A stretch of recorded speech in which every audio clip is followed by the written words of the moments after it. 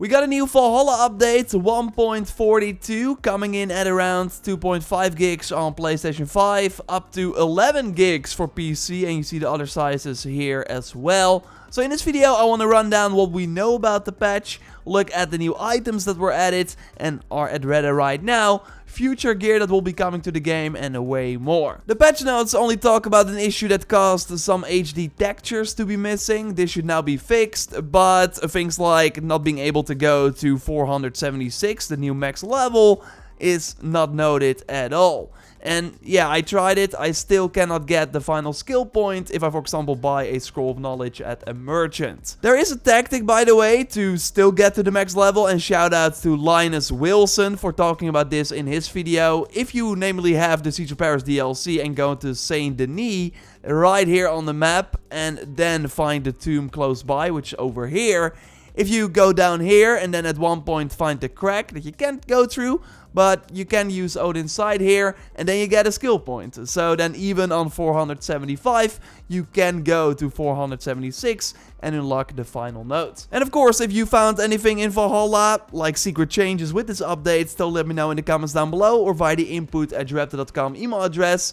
It's kinda weird because normally 0.02 updates introduce new content, as it's the second update of the current season. Like 1.32 introduced the Discovery Tour, and 1.22 saw the release of the Mastery Challenges. And I always thought that we would learn more about the cave behind our settlement and get extra Mastery Challenges before Dawn of Ragnarok in the final update of Season 4.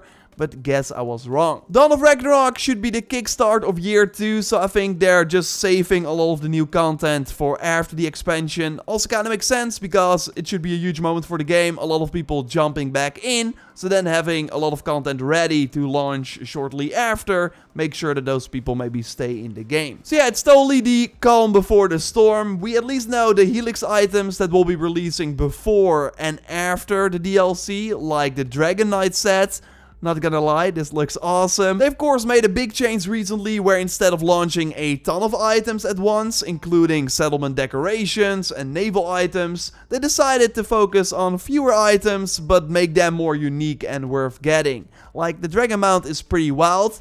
The Dragon Bird skin looks very similar to the one we already have from the Knights of the Round Table set, and we of course recently could buy 2 of them at Reddit. We see a new 2-handed sword, a 1-handed axe, and 2 similar but different armor sets, with the left one having the weird sleeve, which could totally be an Odin power as we see in this screenshot as well, although here it covered both arms, so yeah, your theories are more than welcome, and I also would not be surprised if they're standing in the brand new arena that we should also find in Dawn of Ragnarok, where we can fight old and new mythical creatures. So it will be cool to get these items at Reddit one day, which is not weird to say anymore, because he has been improving recently with last week the Kitsune Fox mount, the Broken Blade the week before, and also the before mentioned dragon skins.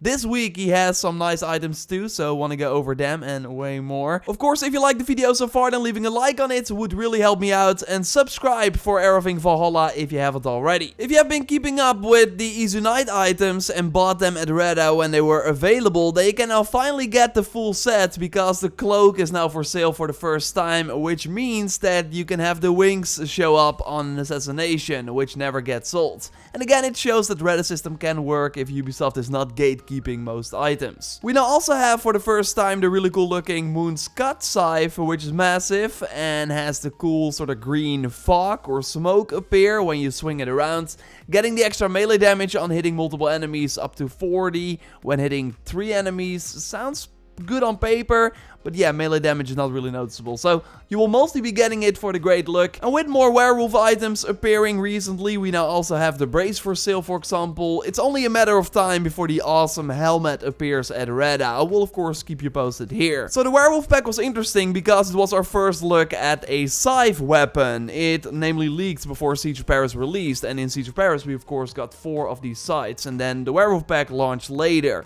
Ubisoft is now going to do something similar, but actually launch the new weapon type already before the dawn of Ragnarok. Namely with the Lunar New Year pack on February 15th. Right, this must be the new halberd type weapon we see Odin use in a lot of promotional material as well. So we can already test it 1 month before the DLC comes out. Don't worry, you don't have to buy it. I'll of course be showcasing it here on the channel and tell you everything you need to know. I hope the armor set has some fun perks too. And then on March 5th, so 1 week before the expansion, we also get the Moonlight weapon pack, which looks fine. I always think these weapons kind of stand and fall by their perk. Like the Sunbeam weapons were just a lot of fun to use, while the recently added Raging Storm weapons sure look nice, especially the sword and the spear I think looks pretty cool too. But the perk is pretty boring, giving a stat buff when entering combat, but then every 10 seconds that buff decreases. So first you get 40, then 30, then 20, and then it just stays at 10 extra crit chance for example, or crit damage on the sword, which is useless as crit damage doesn't do anything. But it does get as bad as the Predator bow, giving ranged damage when in combat, but the whole idea of a Predator bow is that you wanna stay hidden and snipe enemies from afar. But yeah, then you have no increases with this bow. Not only when you're in combat, so when enemies are running around and in your face and you're trying to hit them while zooming in, it's far from ideal. So I'm not sure what they were thinking with this Predator bow. But yeah, the unique thing about these Raging Storm weapons is that you have these sparks when you enter combat, that then slowly become less noticeable when the perk's effect also decreases. So that's totally the coolest thing about these weapons. But yeah, they are really bad, because only 10 to 20 seconds into a fight, which is not a long time, especially when doing a camp, you have a nice buff. After that, it just decreases till you get like 10 extra stun with the hammer, which is basically nothing. Pro tip though, if you unequip the weapon while in combat and then immediately equip them again, you have the max buff again. So yeah, you could every 10 seconds in combat go into the inventory, do this tactic to get the max increase. But yeah, that's not a lot of fun. So they're pretty bad. I would totally skip them, but I would not be surprised if we saw one at Reda very soon. The Dawn of Ragnarok achievements, by the way, appeared thanks to Jackals, who reached out to me about this via the input@joraptor.com email address. Nothing too crazy. We got some secret achievements, which I won't touch on. We need 30 enemies with that new Edgear weapon. I'm curious if we can already get it if we buy the one from the Lunar New Year pack. Would be wild.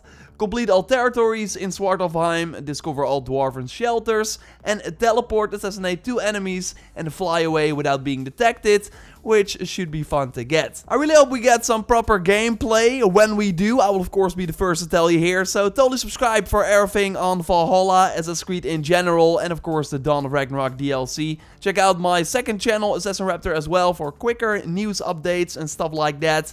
Of course, a like on the video would really help me out. And totally check out my previous video on a big problem that they want to improve with Dawn of Ragnarok. You can watch this video by clicking on the screen. For now, I will speak to you next time though. Goodbye.